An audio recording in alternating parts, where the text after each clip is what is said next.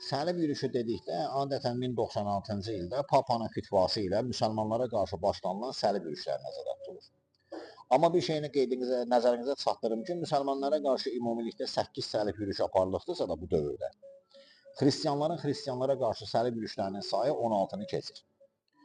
Və ümumiyyətlə sizcə ilk səlib yürüyüşü kimin kimə qarşı olan bir yürüyüşüdür, yəni xaç yürüyüşü. Bu, katoliklərin katoliklərə qarşı olan yürüyüşü idi. Belə ki, 1053-cü ilin iyununda Roma papası 9-cu Lev İtaliyanın cənubunda Romanın papasının monastırlarını qarət edən İtala Normanlara qarşı səlib yürüyüşü elan edir. Həmin yürüyüşdə Şvabiya muzlularından əlavə, eyni zamanda İtaliyanın 4 hersoqluğunun ordusu iştirak edir.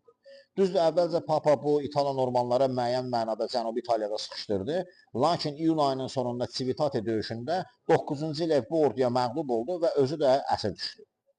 Uzun çəkişmələrdən və danışıqlardan sonra Papa birtəhər də olsa özünün azadlığını böyük bir təzminat müqabilində satın ala bilmişdi. Lakin onunla əsir düşən bəzi cəngavərlərin ömrü yaxşı sona çatmadı və onlar edam edildi.